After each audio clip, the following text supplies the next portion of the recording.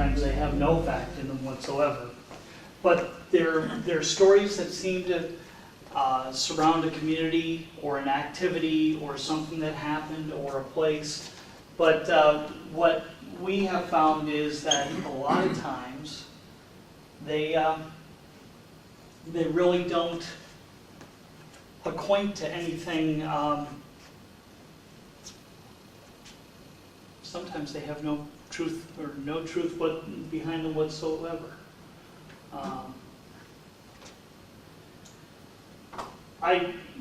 We talked about originally the UFO folks were going to be here. Unfortunately, did you know that northeastern and north central Pennsylvania no longer has a MUFON representative? I did not know that. Oh, really? I do know that. The young lady that came They were from... here last year. Yes, the young lady, Joey, was here. Yes. She left MUFON. She won't tell me exactly why, but Uh-oh. she's not exactly with them anymore. She decided to leave. And I've known Joey many years. In fact, you'll hear if you listen to Bigfoot Country, she's usually on Saturday and Sunday mornings. But whatever happened, and MUFON's only way of sending anybody up to speak to me this year would be if I bought them a hotel room. So I was going to say is, you know what? You definitely don't want to get your message out very much. I didn't see the TV show on anymore either. You know what? I haven't noticed. I'll be It honest. hasn't been on for a long No, time. it hasn't. Now that you mention it. What's that? What was that? Hangar One? Yeah. I'll have to look into that. Yeah, because I would always watch it too, Yeah. or I would tape it. But I urge you that if you do come across a sighting or what you feel is a sighting of something that's unusual and it is in the air, MUFON.org is still the best place to go. It is the best registry I know of. There's 2 or 3 others out there, but they're the most comprehensive, and they by far have the largest database. Generally, the people that I have met through them are excellent investigators. They're very objective, and they will not treat you they won't treat you like you're an idiot. And that's always been my fear whenever I've dealt with them, because I've seen others that it's like, you saw it. Right, sure, so you did. The way that they used to look at us when we said that we investigated ghosts, like Casper. No, not like Casper. Oh, Ghostbusters! No. Yeah. I'm just having fun here today. But with urban legends, in this area, there's a lot of different ones.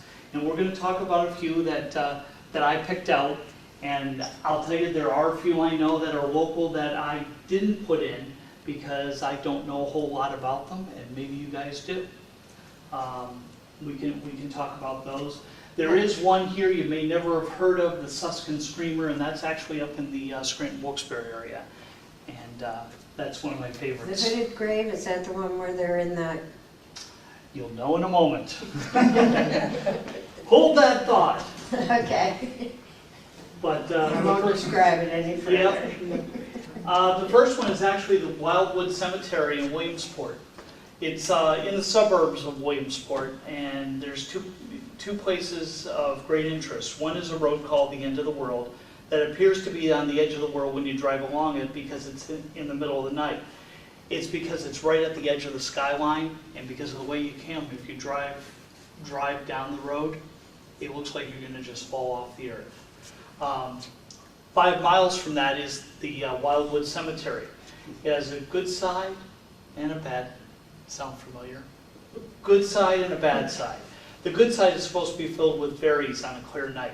You know, I found fairies. Now, I found this interesting because if you look into fairies, fairies aren't very nice. Fairies are quite mischievous and can be quite evil. They can be quite nasty. But I'm just telling you what the legend is. The bad side includes a hill at the top of which is a banshee who sings sorrowful songs. Banshee it's a she-beast. It's evil. not evil, devil evil, but it is a very vengeful creature. Also on the bad side are many small mausoleums. Inside several of them you can hear knocking or voices as if the entombed are trying to get out. That would worry me. From the road you can see a statue called the Crying Lady that literally cries and changes position on her pedestal. There's another one, and this is the most significant one that I've heard of. Thomas Purcell, a retired fireman who lived in Williamsport, was consumed with the fear of being buried alive. And so he designed a ventilated, belt-lined vault for himself and 4 family members. It could be opened from the inside, but not the out once it was sealed. In 1937, at the age of 83, he was buried in the vault in Williamsport's Wildwood Cemetery, which resembles a large pizza oven with 5 metal doors. Have you ever seen Mausoleum Vault? You walk in and you got to see those movies, and they pull in and out. Purcell was entombed MacGyver-like with a board of 2, an axe, a hammer, and a piece of bread, with the idea that if they came back to life, they would be able to get themselves out or keep others from getting in.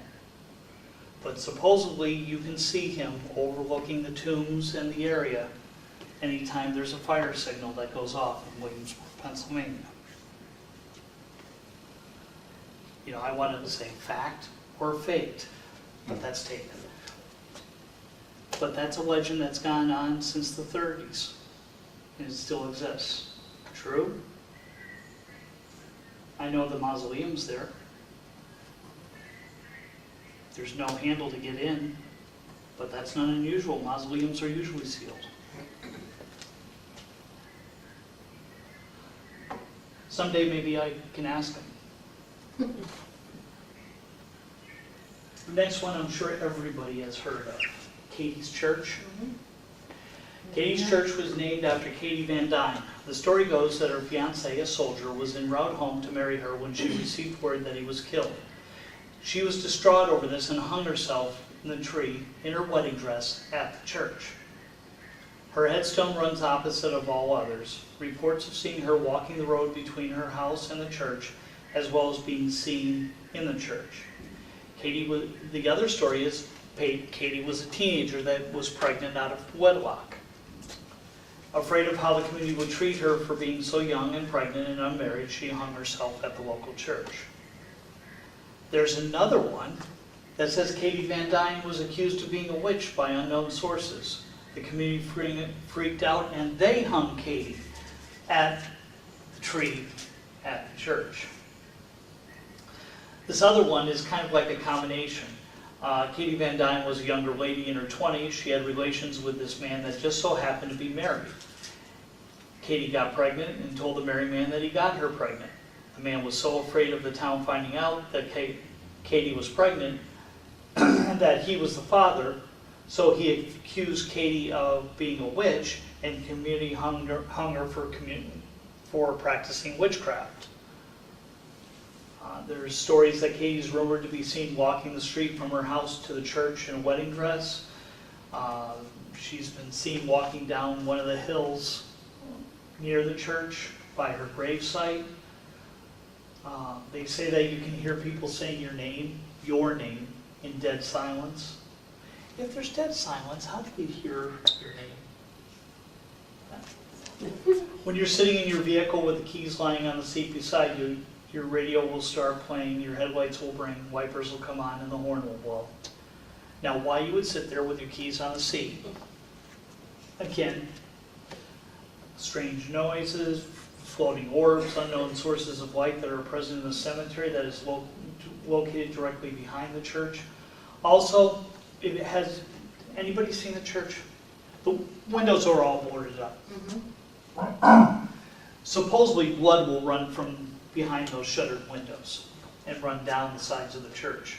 But then there's no signs of that after.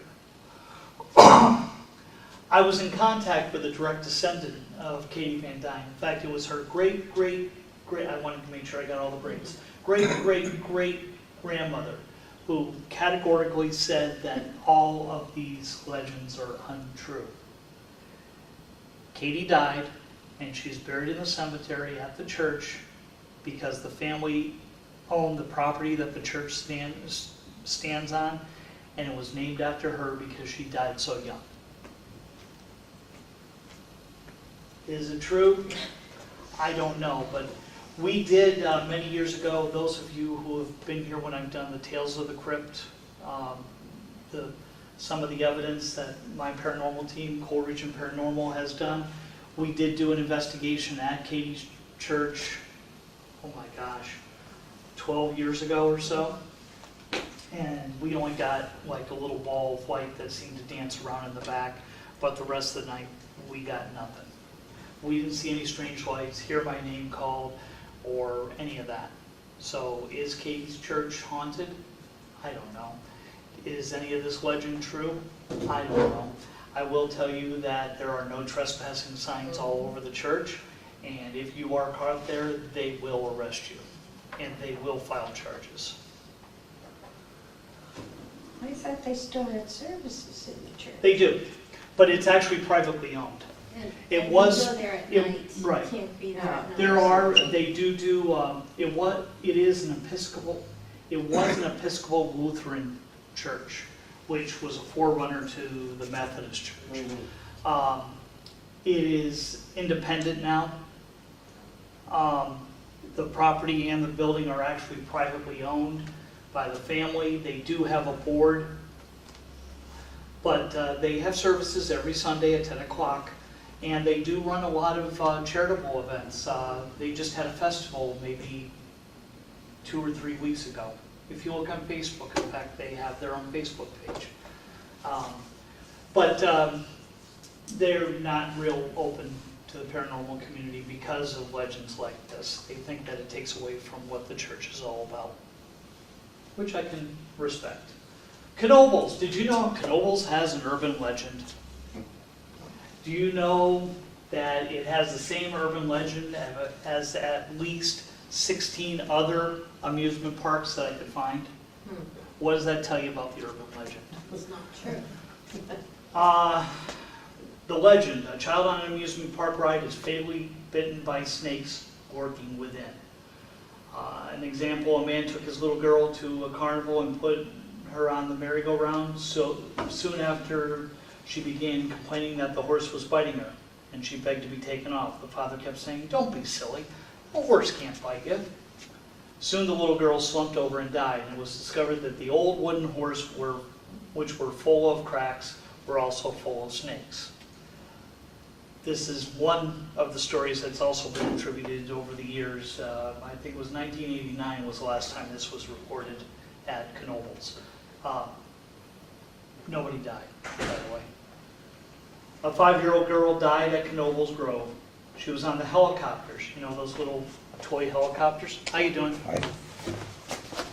She was on the helicopters and was screaming frantically for the guy to let her off.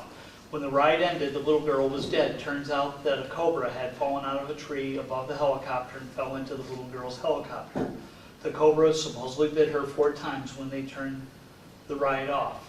They discovered that the little girl was dead. Must be true, it was on the internet. The child-murdering snakes have been described as rattlesnakes, cobras, adders, water moccasins, poisonous water snakes, and vipers. In all of these 16 different types of snakes that supposedly came out of the horse. And so, ride-stealing, death-dealing snakes have been said to have fatally fanged riders on, including merry-go-rounds, roller coasters, tunnels of love, the flume, plus assorted kiddie rides like the helicopter. The oldest printed sighting of this legend dates back only to 1989. So this is a new legend. But the story is clearly much older than that. In the legend, most usually a small child, almost always a girl by the way, complains while on an amusement park ride of being bit or stung. Her parents are watching from a location in front of the contraption, but they're never on it with the child who's claiming that she's crying and carrying on. So they don't realize that something is going horribly wrong until the ride ends. And it's always after the ride ends that they realize something went wrong. But then it's too late, though medical help is summoned. Such tales have been told of just about every amusement park in the nation. The deadly snake is said to have been lurking in the ride itself, having made a nest in the ride wood carousel or the roller coaster car just unhoused from winter storage, or to have dropped from above into an open kiddie car, or to fatally fang a hand carelessly trailed in the water by a rider in the tunnel of love. What would a young girl be doing? Anyway. Also, as in so many other legends, it's because of an unreasonable fear of rides that it usually comes. They say that originally this story came from overseas and came as we migrated to the United States, it probably came with them. They said that religion can also play a role in that a few telling specify the rider's component had been stored across the winter and was probably bewitched or whatever.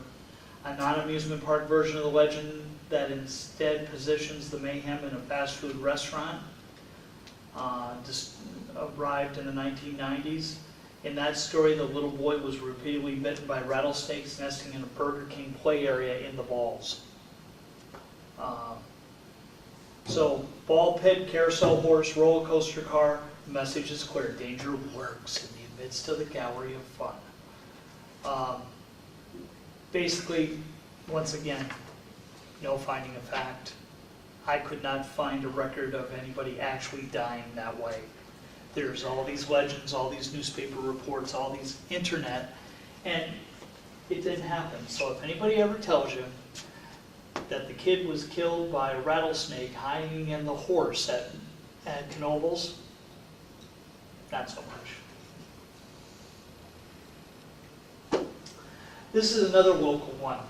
The Butcher's House. Has anybody heard of the Butcher's House in Danville? This is one among the kids. Actually, my youngest son shared this with me. My youngest son, who's now, he's old. Anyway, when he was younger, he did some stupid things. And one of this is an old abandoned house back in the woods. And all the kids used to dare each other to go into the house. He claims, and my wife said she knew of this legend from when she was younger. And supposedly Mr. Butcher killed his family. Supposedly Mr. Butcher worked at the Danville State Hospital. And he killed his family in the house, and that the home had an eerie feeling as soon as you walk up to it. Now remember, this is in the woods. Is it up near the state hospital? Yes, it is. Was. It's been torn down since. Yes. You supposedly get an eerie feeling when you walk up to it. Well, wait a minute. This is in the woods by itself. There's no lights around. It's been abandoned for years. You think you might feel a little scared when you, excuse me, Danville, scared if you're going up to it. And once you're inside, you feel like someone is watching you the entire time. Teenagers often dared each other to enter the house long after it was abandoned. I was unable to nail down any other information from it, except I did talk to my son, like I said, and he said that when they went down in the basement, they found a lot of animal bones down there, mostly cats and dogs. When was it torn down? The closest I can take is about 5 years ago. Because I know that it was up about 5 or 6 years ago when we were hunting around for some off places to go investigate, but my team, we won't investigate without permission. We don't trespass, and I could never find a clear owner of the property or even who owned, it wasn't on state hospital grounds, I knew that. But the Butcher's House in Danville. This is what happens a lot with older abandoned houses. Kids, as time goes on, stories wrap around this spooky house, and when I was growing up, like I said, I was up in the Scranton area, and we used to go up to Ford's Pond for our Cub Scout trips. And there was this island in the middle of the lake. It's actually a lake, but there was this island in the middle of the lake, and that's where Slimy lived. And what Slimy was two fishermen were out fishing on the lake. They started getting leak on the boat. They went to the island, and the boat sank, and they were trapped out there. They were trapped out there, and they were walking through the island looking for somewhere to build shelter or whatever, and it's pretty overgrown with trees and all of that. And they fell in this pit. And the only thing that was in there to eat was the slime on the sides of the pit. So one died because he refused to eat it. The other one was eating the slime, and he became slimy. So and of course we always said this in the dark around the campfire. So when you're sleeping tonight or in the tent, and you're there alone, and you hear the creek in the woods,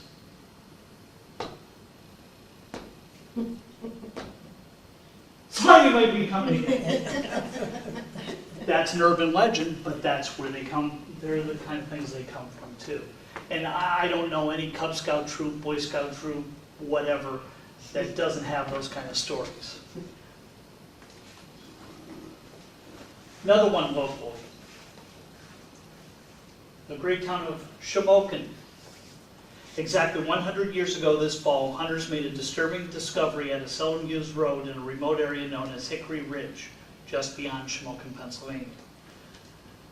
Actually, it was more than 100 years ago. It was actually in 1904. A deadly body, naked, headless, with 6 gruesomely apparent bullet holes. The chief of police was quickly summoned and the investigation began. Find the head and identify the victim, reasoned the lawman, and we'll soon have the killer in custody. Simple in theory, but Chief of Police Morgan would soon endure a frustrating lesson concerning the fate of best laid plans. A search of the immediate crime scene turned up no additional evidence, except for a man's clothing bearing a New York City label, manufacturer's label.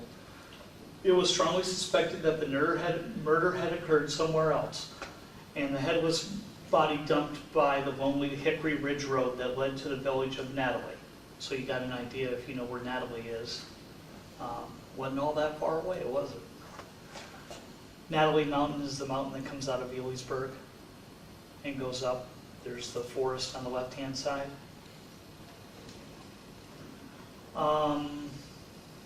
Where was I? Oh, investigators surmised that the missing head had been removed with an axe or similar implement.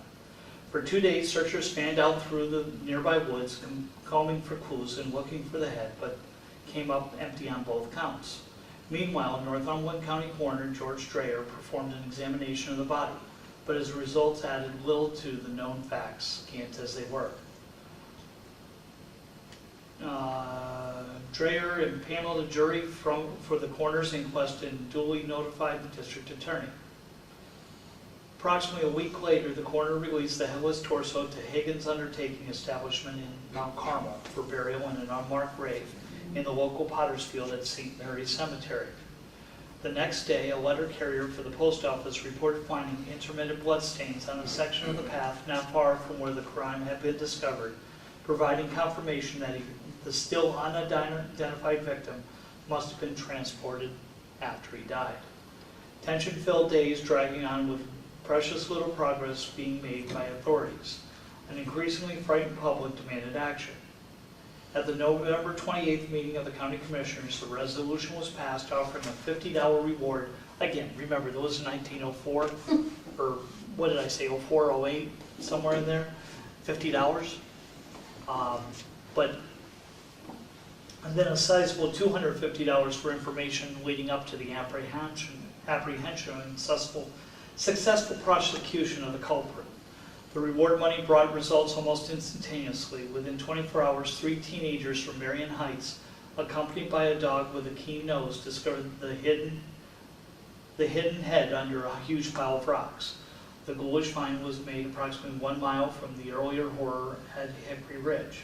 The item was wrapped inside a red undershirt, trousers, and brown hat, all saturated with blood, and bound tightly with a length of new clothesline. Again, Morgan arrived to take charge of the scene and subsequently delivered the severed head to Higgins' undertaking. Fortunately, the cool November days had kept the head in good condition and a good state of preservation. That's a positive thought, isn't it? Accounts describe it as belonging to a dark-haired man of about 35 years of age of Italian origin. He had a thick, twisted black mustache. It is noted that the settlement closest to Marion Heights' discovery is the region's so-called Italian patch of recent arrived immigrants. On November 30th, authorities staged a public viewing of the head. Can you imagine going to that viewing? Really? In the hope that someone will recognize the victim. But although hundreds of curious area residents filed through the funeral, things must have been boring in Mount Carmel back then if you're willing to go through a line of 100 people just to view a severed head.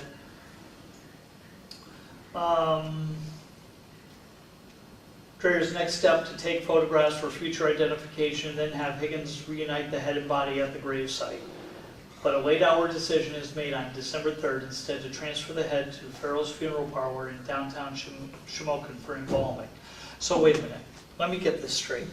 The body is in one funeral home and the head's going to another. Again, the head is displayed publicly now in a special glass container in the window of Farrell's funeral home. Okay. The accompanying placard relates the discovery of the unidentified victim on Hickory Ridge, the subsequent finding of the missing head, and instructions anyone who recognizes the person to contact the chief of police. Year after year, no one comes forward, and for all this time, the head sits silently in the window of the funeral parlor with growing popularity of the motor car. The infamous head grows in notoriety as something of a regional attraction. Can you imagine living in Shamokin and what you're best known for is a embalmed head in the window in a funeral home? People in central Pennsylvania became referring to the case as the nude headless 6-bullet-hole coal mining region suicide. Seems folks from that neck of the woods had always maintained a particular sense of rural humor.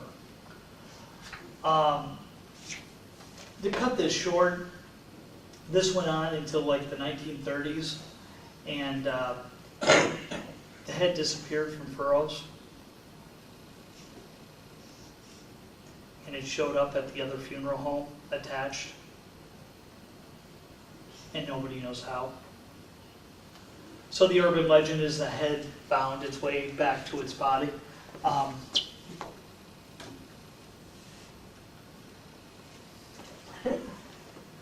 The truth of the matter is, yes, there was a murder. Yes, there was a beheading. Yes, they never found the killer. Yes, the head did go to Furrow's funeral home.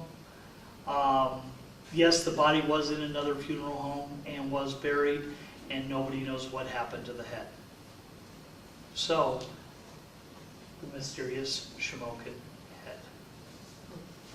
If you never knew that story before, now you do. And if you look it up on the internet, it must be true. It's on the internet. Actually, I'm looking forward to going up to the news item and see if I can find anything on that, and I'll let you know if I find any more. Now, somebody asked me about this. I did.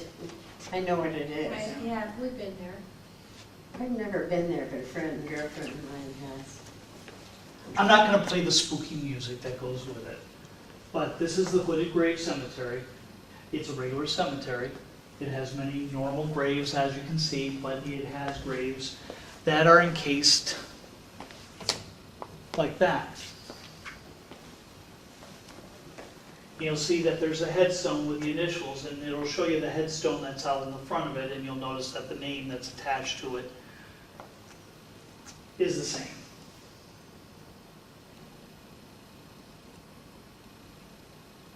And in this particular cemetery, there's more than one.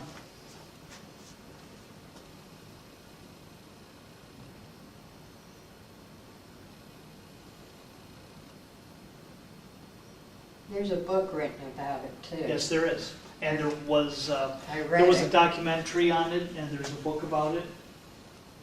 By the way, did anybody see that Berwick Theater is playing the Centralia documentary this weekend? Yeah, I saw it last night. You saw the documentary? Mhm. I understand it's pretty good. It is. It's very good. By the way, that blog doesn't exist anymore. I looked for it. But anyway, the Hooded Graves of Catawissa. So what do vampires, werewolves, grave robbers, and wealthy hell have in common? No, it's not a joke. They're all part of the mystery of the Hooded Grave Cemetery. Two of the gravestones in this rural resting place are encaged in what resembles large Victorian-era bird cages. But why? That's a question that holds much speculation. A few believe those buried in those graves may be vampires. That seems to be the most common story I heard, that vampires were in there, and this was originally the cages had locks on them, leading to the assumption that they weren't trying to keep people out, but to keep the dead from escaping. Some believe these cages were installed to keep out werewolves. A few of the local, now why werewolves, never mind. I don't understand werewolves, so. Does anybody understand werewolves? Yeah. I'm sorry? No? Anybody? No? Why would werewolves want to get dead bodies? Is there something I'm missing? Okay. Just asking. A few of the locals believe that they were in the area killing their livestock, the werewolves that is. They thought by caging the graves they would keep the wolves from desecrating the deceased bodies. Most believe that the cages were built as a show of wealth. The cages are quite elaborately designed and quite ornate. Family members of the deceased in these cages were active in the iron ore business, a very lucrative business during the 19th century. But the most logical reason these cages exist is to keep out grave robbers. During the mid-19th century, young corpses were in high demand. The city of Philadelphia at the time was the epicenter of medical science and studies. With well over 1,000 medical students, a good corpse was often difficult to find. It became nearly a rite of passage for a young medical student to rob the graves of corpses and bring them to the school. Most of what I could find is that those are most likely were to keep robbers out from robbing the riches. You know, like people that would be buried with rings or watches. Some were buried with money. You know, that you can't take it with you. Well, some people tried to take it with them. But that's basically what I found. There's actually another cemetery. There's this Hooded Grave Cemetery, and there's one other one up in the Catawissa area where there's a cage over it. But anybody hear of? Somebody said they were at the Hooded one. Yeah, it's interesting. It's fascinating. But yeah, I mean, the whole vampire thing. If you believe in vampires, it makes sense. You know, Great Grandpa Smith has been dead for a while, and if he shows up at the door, I'm not going to be real happy.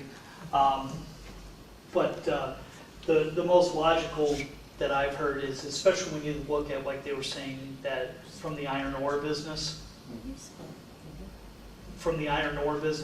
the most logical to me would be to keep robbers out. Yes? I was just going to say, it has to be that reason because you don't see them anywhere else. Right, and that, like I said, Catawissa, I mean, that's what the creek mostly was. That's a lot how the creek got polluted besides the coal mines and the sulfur from it. But iron ore was big in that area. Hi.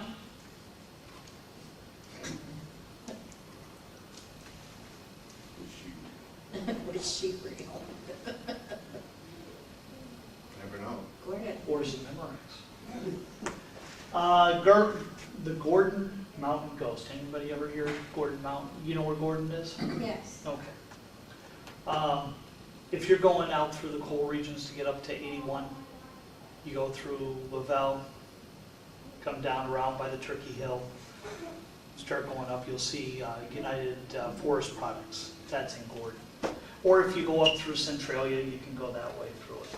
Anyway, on April 25th, 1925, which was a Palm Sunday, 2 hikers on Broad Mountain between Gordon and Hecklersville were walking on an old logging road just off the main road.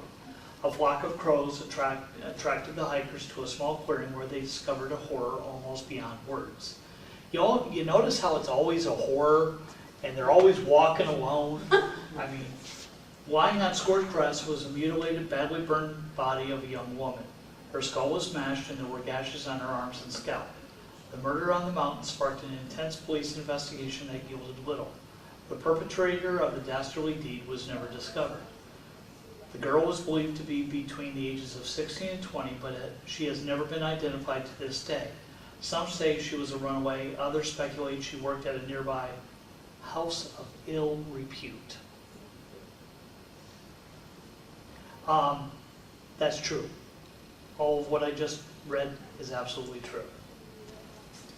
It has been said her translucent, ghostly figure roams the forest in the area where the body was discovered. Some folks say their car headlights have dimmed traveling over the broad mountain, while others claim spirit energies have shut down their engines and their radios. Going up over the hill, it's usually said during a full moon, by the way. That's not in here, but for decades, thousands have flocked to Broad Mountain in a hope to catch a glimpse of the risk with spirit. Traffic jams on the Broad Mountain were reported especially around Halloween, the nights of a full moon, and on the anniversary of the murder. This still goes on. People that live in the town, and Joe Talley, my tech manager, his family's from that town. You can't get up on top in the field on the top of the mountain, especially coming in now as we get closer to Halloween, because supposedly the veil is thinner and more likelihood of having the experience, I guess. It's also reported years ago that a former Gordon area car dealer and 2 buddies embellished spirit sightings reports by putting up bed sheets and tried mannequins to the trees. Paranormal investigators have combed the area and have shared mixed reviews about the area. In other words, people were hoaxing it to try and have some fun, I guess.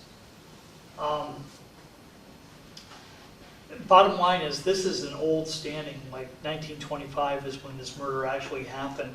And the ghost on Gordon Mountain, I heard, that was the first one I ever heard of when I moved here 29 years ago. I've heard of the people going up to the top of the mountain and actually driving over it like every night just to see if their car would shut down. You'll hear them talk about hearing the screeching or, like a blood-curdling scream of a young lady. It's supposedly her being murdered because obviously she was severely beaten. There was never any explanation or why she was beaten, just that she probably was a runaway or, and she worked as a professional woman, we'll put it that way. But the Gordon Mountain Ghost is still a very active urban legend. And if you talk to anybody in that area, they all know about the story.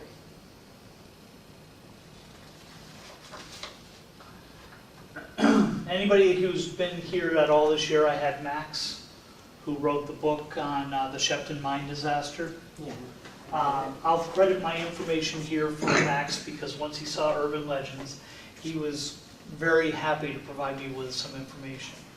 On August 13th, 1963, 3 Pennsylvania coal miners were trapped in more than 300 feet beneath the earth. Only 2 survived.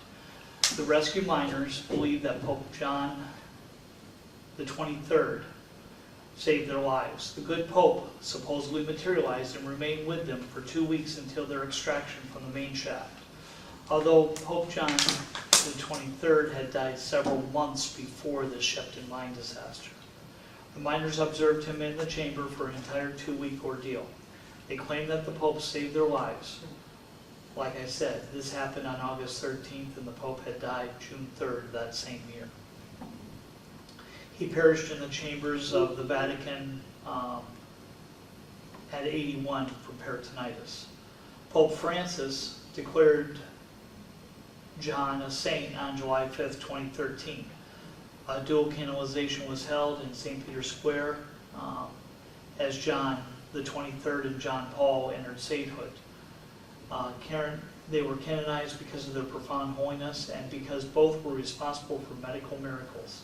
Tradition had called for 2 authentic miracles, but in 2014, Pope Francis opted to waive the requisite second miracle, usually needed for non-martyrs to lead sainthood.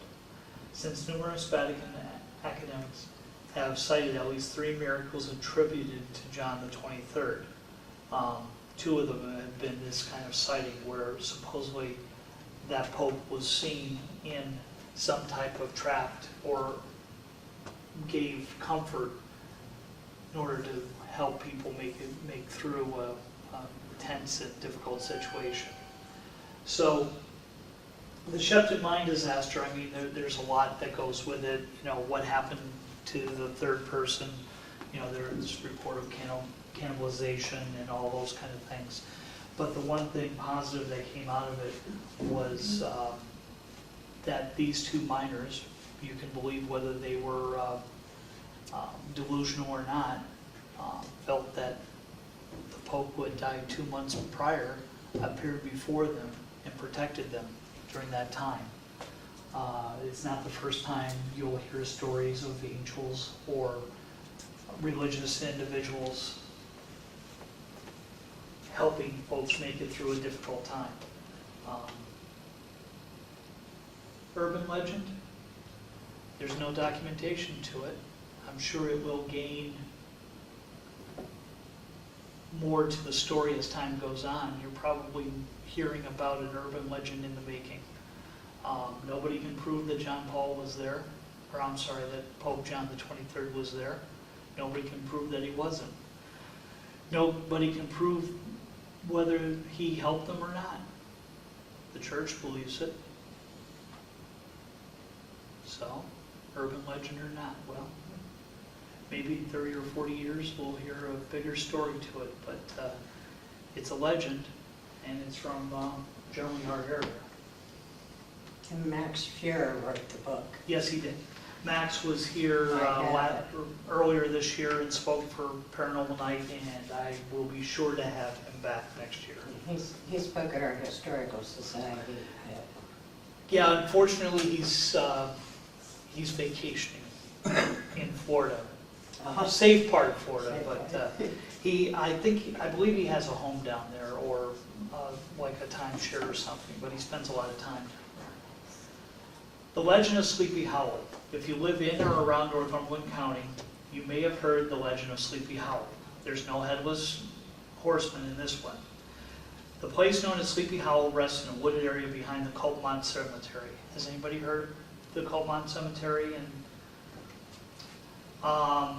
the area is eerie, silent, and still considered to be part of the Culpmont Cemetery. Numerous decapitated tombstones lie in the thick overgrown area of broken down trees and weeds. It's not part of the proper cemetery, it's actually in the back of it. There's the fence that's, the maintained cemetery. This seems to be maybe an old family area.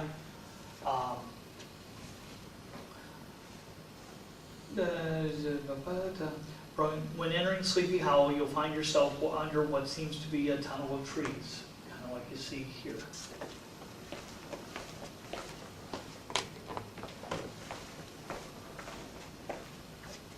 The story of Sleepy Hollow sounds like that of a local legend, but curiosity has taken over many individuals who have decided to venture to this location.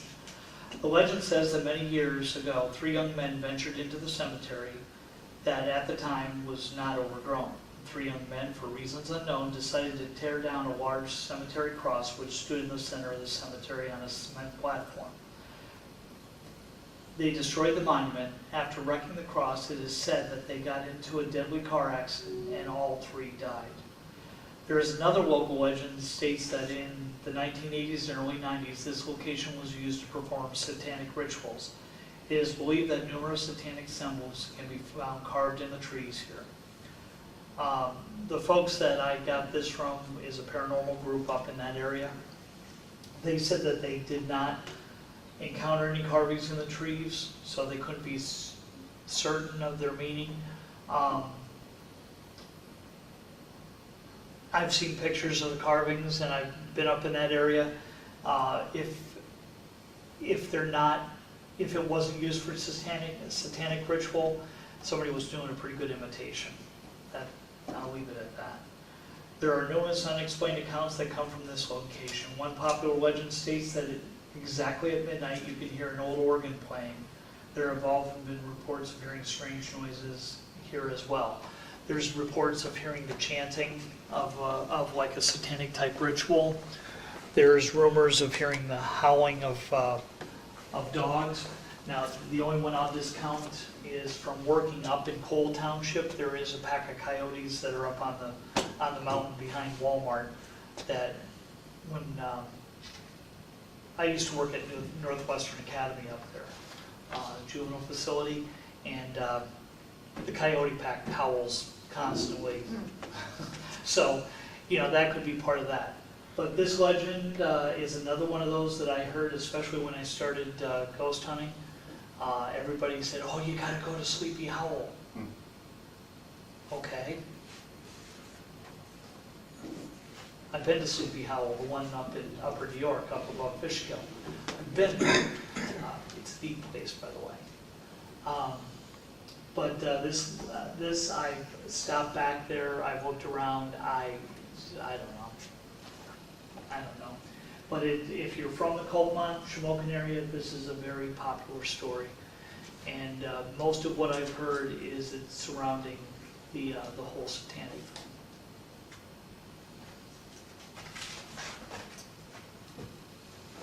Like I said, about one that was up in my area, the Suskin Screamer.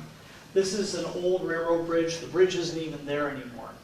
It's on a road, it's called Suskin Road, and it goes from DuPont. Anybody ever hear of the town of DuPont? Mm-hmm.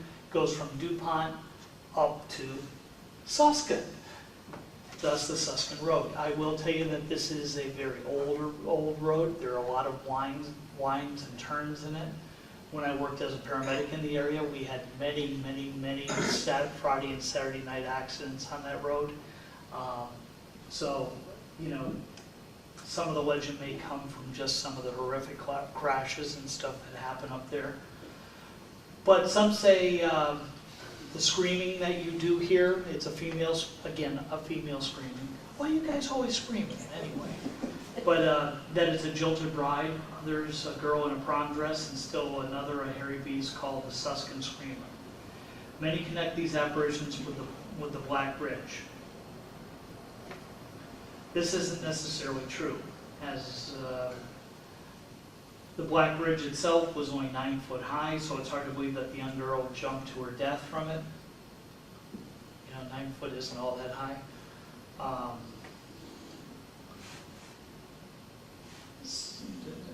I guess there's also a possibility, a story that she hung herself with a very short rope.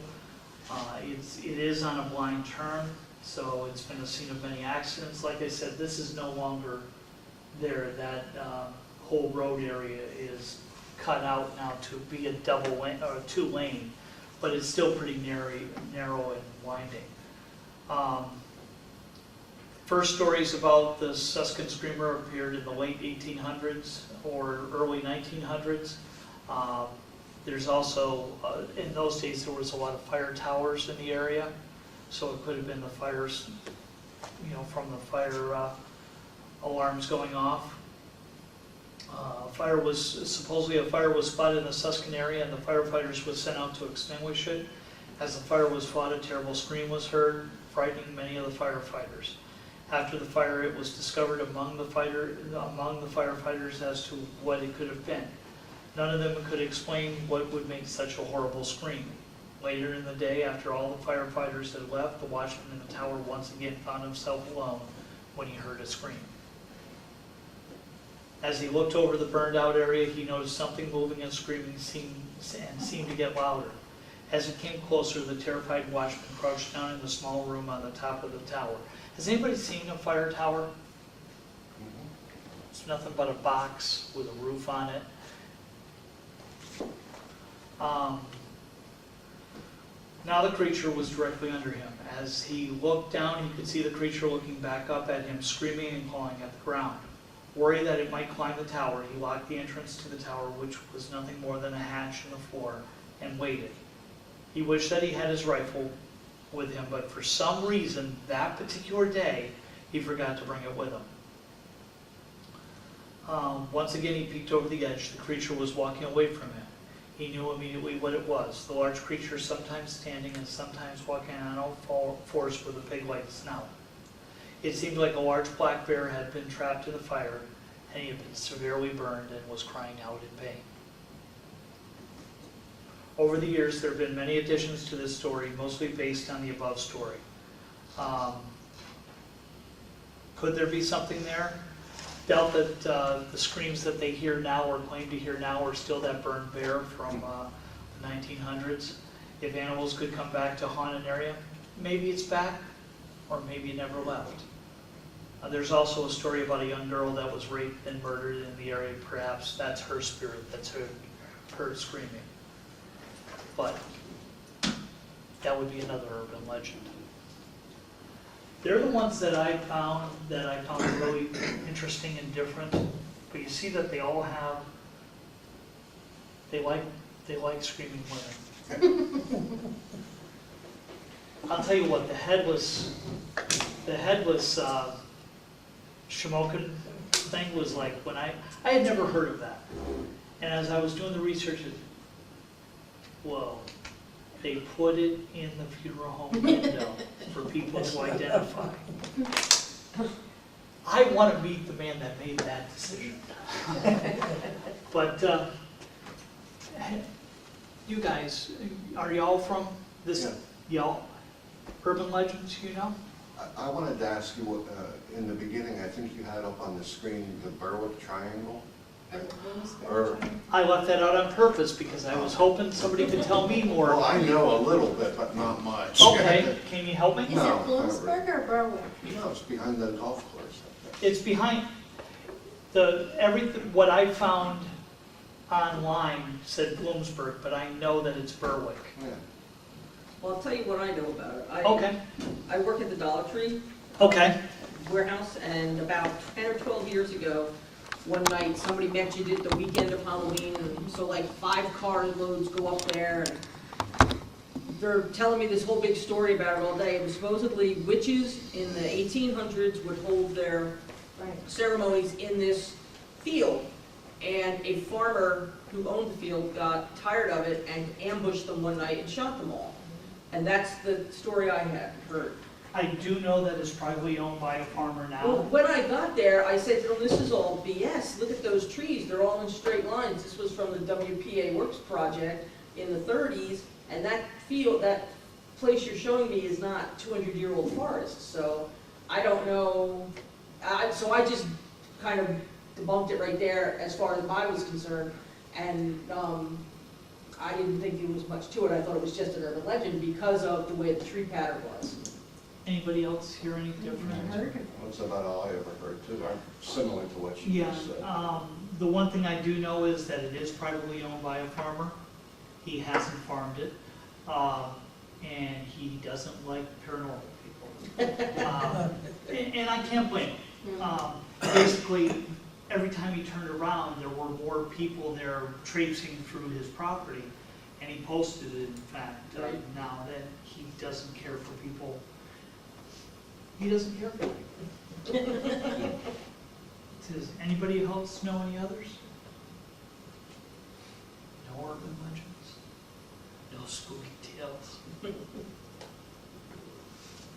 Well, anytime you go into any area, everyone has that house that's haunted, you know?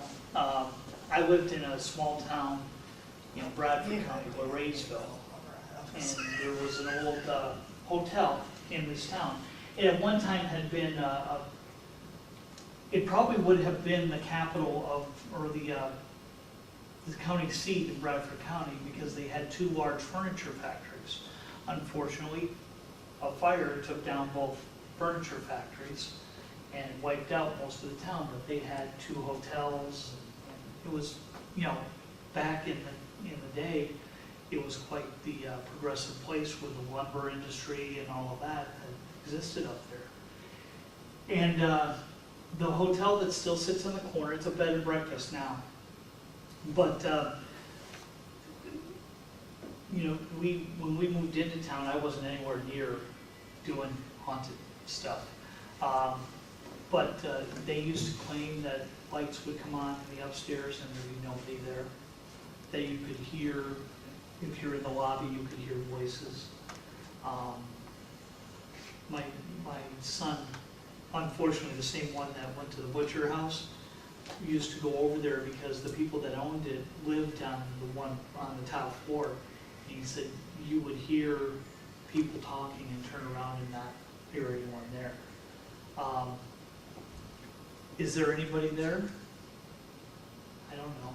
But the legend is that with some of the people that died in the furniture factory, they had nowhere else to go, so they lived in the hotel. True? I don't know, but it sounds like a good legend to me. There used to be a couple of programs, you know, on TV that did urban legends and that type of thing. They're hard to find anymore. You find that some of them just don't exist. There's a good show on that we watch. It's called Monsters and Mysteries in America.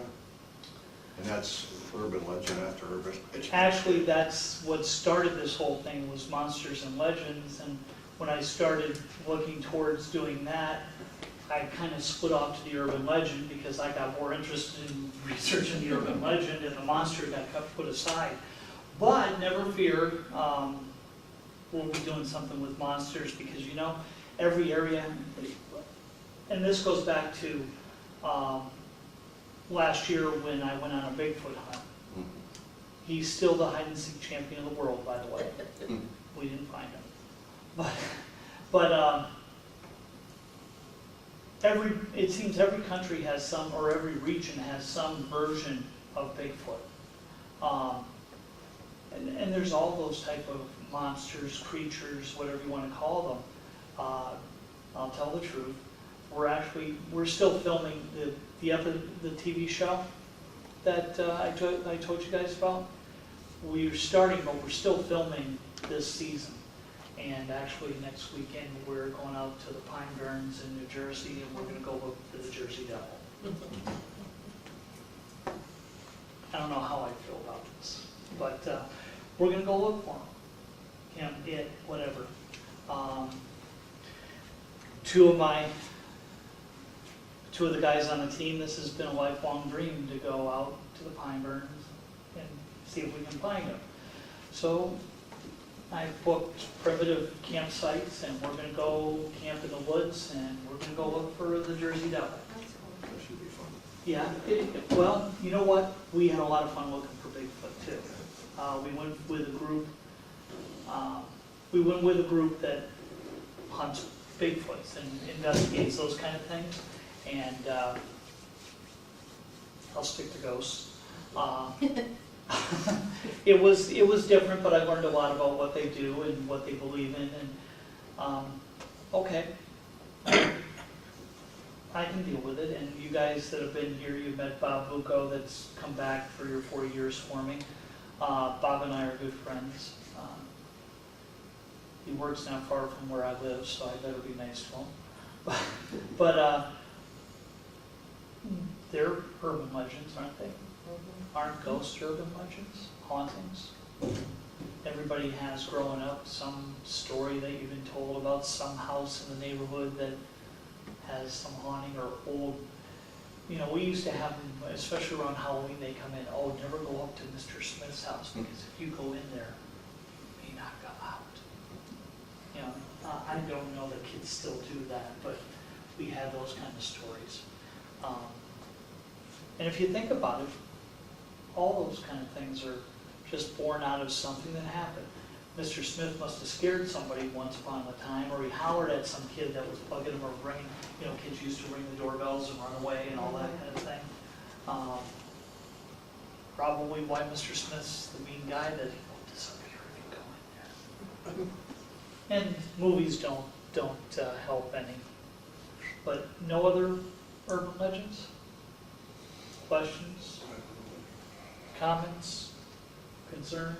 We never heard that one about Berwick. No, No, really? No. What about the triangle? Try. Yeah, I never That's heard one of them, that. actually, if you look, there, it's not hard to find stuff on the internet about. I basically have heard about the 3 witches and doing witchcraft and being killed and, I had also heard from somebody else that in the 1800s, the town of Bloomsburg would hold their hangings up there, but that seemed too far out of town for actually me. I their didn't believe that hangings either. were held on the grounds of where the schools are now. Wow. Down by the river. Yeah, you know where the middle school and the high school are? Yes. They actually, that's where they have the hangings. If you go to the library upstairs in the Historical Society room, they actually have pieces of some of the nooses and some of the gallows. True story. In the Bloomsburg Library. Yeah, upstairs. Upstairs. If you go upstairs through the children's library, to the right is the boardroom. Okay. and I've been in there, I've never noticed, I'll have to look at it. Yeah, if you go up through past the librarian's desk, up Mhm. on the 2nd floor, Right. down that hallway. Yeah, I've it's been in the on right. room, I just never noticed those before. You know where the tables are in the middle of the room? Mhm. On the other side, you'll see a glass cabinet that's laid out there and there. And actually, urban legend, okay, this is an urban legend, and they swear to it, but supposedly part of the gallows that were used are in the structure of the roof of the present courthouse. When from everything I've been able to find out, that's a true story. When they took the gallows down, they used them to save money because they were made out of good wood. But the TV show, back in our first season, we did the Columbia County courthouse, and that's what they told us. Told us, so, you know. Molly McGuire's being hung up in Jim Thorpe. Right. Do you know that there's no documentation that they actually were hung? There's documentation that they were imprisoned at the prison. There's documentation that their bodies were kept in the reefer at the railroad station, but there's no record of the hanging. The handprint in Yeah. Jim Thorpe prison. Yeah. Urban legend. Nobody can prove that story. There are all kinds of, you know, all those type of stories. They exist, but nobody can prove. We filmed in Baltimore at the Ford Baltimore Hotel. It's the oldest hotel in the city. It's one of the old school 5-star hotels with the. They were remodeling when we were there, and their top penthouse was still hadn't been touched. It hadn't been remodeled till the 70s. So go from a 2000s era and walk upstairs and walk into a 1970s era penthouse, and it's like, really? Vinyl, huh? But the stories are that during the stock market crash before the Depression, that several businessmen jumped off of there, and that's the ghosts that they report to have there. They have some activity, but did anybody actually jump off? There's nothing in the newspaper, there's no police reports, things like that. The legend is that that was used for people to jump off. It's 19 stories high, which you really need to. But all those kind of stories. Phantom cars. Do you know any urban legends? Heard something, but I think it was more of a prank about the Berwick sewer monster. Go ahead. I tried to look it up again on YouTube, but it said something about something roaming around the sewers that looked like creepy and humanoid. Like, they used to have reports on it on YouTube, but I can't find it anymore. And I think a year or so back, 2 kids were found roaming around in the sewer, and No one knew why, but I have a hunch they probably were trying to look for the thing. Well, that's exactly what an urban legend is. It's something that nobody can pin anything to, but it happens. The alligators in the sewer, New York. Remember them, from people flushing them down the toilet? I understand that's true to some extent, but that would have to be an awful lot of, go back to slimy, But those they're all urban legends. Do alligators wander through the sewers of New York? I'm not going into the sewers of New York City to find out. I don't know about you guys. But, any questions, comments, concerns, insults? Anything? Next one. Oh, actually, that's if you want to get a hold of me. We're doing Tales of the Crypt. I bring with me a lot of evidence, a lot of photos, videos, some of it from our team, CRPT, some of it from some of my friends' group. I'm even going to throw in some video clips of some stuff that we've gotten for the TV show. Maybe I'll throw in some stuff that haven't been aired yet. On top of that, we'll talk about some personal experiences. Hopefully I'll get a few more of my team to join me for that. Usually we have 3 or 4 of us that can share some of the investigations we've done. We'll set up some of our equipment for folks to look at and play with a little bit and see what toys we play with and why we use them. And hopefully some folks will come and tell us about the experiences they've had. It might be a feeling, might be a thought, might be something that keeps coming back to you in your dreams. These are all experiences that we look at as paranormal investigators because there's a reason they happen. If you believe in spirits, if you believe in ghosts, if you believe in the paranormal, then maybe that's it.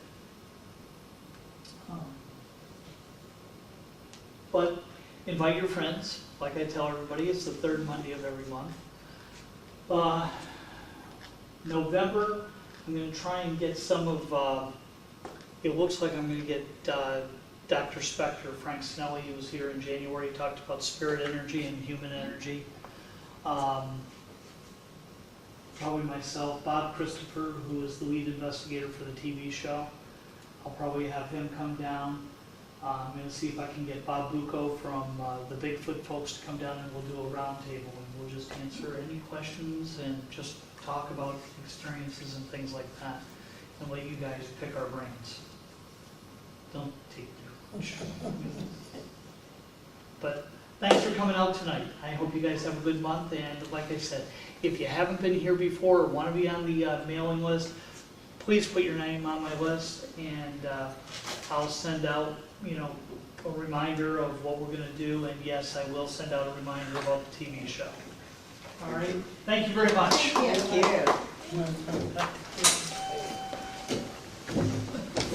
That's all.